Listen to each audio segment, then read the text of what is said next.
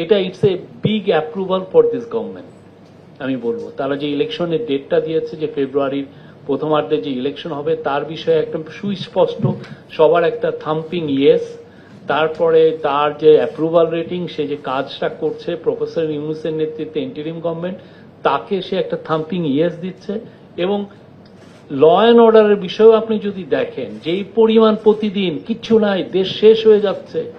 আমরা বারবার প্রতি মাসে আমি পুরো 6-7 বছর স্ট্যাটিস্টিক্স একবারে দিচ্ছি, দিয়ে দেখাচ্ছি যে যে আপনার ল অ্যান্ড অর্ডারের ক্ষেত্রে যা হচ্ছে বেশিরভাগই পারসেপশনের বিষয়। কিছু কিছু জায়গায় বেড়েছে, আমরা অস্বীকার করছি না, কিন্তু যেই ধরনের ভয়ানক রকমের চিত্রায়ন হয় টিভিতে, হ্যাঁ, মানে ব্যাপারটা হয়েছে যে আপনার পাশের বাসায় একটা খুন হয়েছে, আপনি ওইটা দিয়ে ভাবছেন যে পুরো বাংলাদেশে খালি খুনাখুনি হচ্ছে। ব্যাপারটা এরকম হয়েছে। সেই জায়গায় আমি বলবো যে আমি মনে করি, আর এটা তো অনেক বড় সার্ভে, এমন না যে আপনি ছোট সার্ভে দিয়ে আপনি এটাকে কোনো একটা ইয়ে দিচ্ছে। আমি নিজে স্ট্যাটিস্টিক্স এর স্টুডেন্ট, ঢাকা ইউনিভার্সিটিতে স্ট্যাটিস্টিক্স এ পড়ছি। বড় একটা স্যাম্পল সাইজ এবং রিপ্রেজেন্টেটিভ স্যাম্পল সাইজ, কত যে একটা বড় একটা ইয়ে। এবং আমরা প্রথম দিক থেকেই আমরা এইটার একটা অভাব বোধ করছিলাম। আমেরিকান গভর্নমেন্টগুলো আপনি দেখেন বা বিদেশি, প্রতি মাসেই সে তার অ্যাপ্রুভাল রেটিংটা দেখে কত, এটা কি ডিক্লাইন করছে না আপ আছে প্রতি মাসে। আমাদের যেটা হচ্ছে যে আমাদেরকে ওয়েস্টার্ন এম্বাসির দু একজন, আমি নাম বলছি না, তারা এসে বলতেছে যে না, আমরা তোমাদের অ্যাপ্রুভাল রেটিং আমরা যেগুলো দেখছি যে দ্যাট ইজ কনসিস্টেন্টলি মানে খুবই 70-80% মতো। এখন তো দেখছি এটার সাথে মিলে তারাই শেষ হচ্ছে। কিন্তু আমি তো নিজে আবার ওনাকে ইনোভেশনকে আমরা বলতে পারি আমরা ফান্ডিং করবো, তাহলে বলবো যে এটা টুইস্টেড রেজাল্ট। না না না না, এটা আমরা চাই না, আমরা এগুলোর মধ্যে যেতেই চাই না।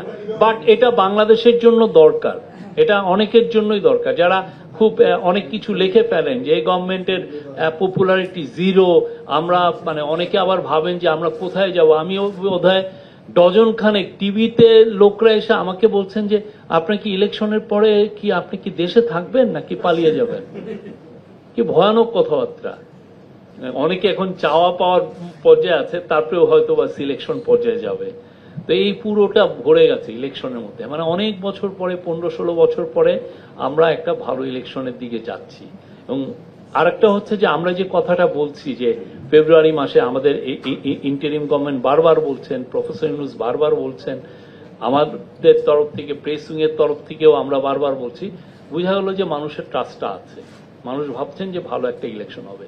আর আমি মনে করি যদি 94% যে সেইটা মানুষের যে এক্সপেকটেশন যদি এরকম থাকে, বাংলাদেশে কারো সাধ্য নাই এই ইলেকশনটাকে মানে কোনো ধরনের প্রশ্নবিদ্ধ করতে হবে। কেননা ইলেকশন সত্যিকার অর্থে আপনার 47,000 হচ্ছে ভোটের সেন্টার, তার মধ্যে বুথ বোধহয় 2 লাখের মতো।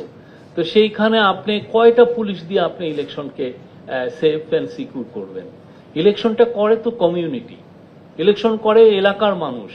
সবাই যদি একসাথে আসে, তাদের ছেলে মেয়ে ভাই বোন সবাই মিলে যদি ভোট দিতে আসে, ভোটটা ভালো হতে বাধ্য।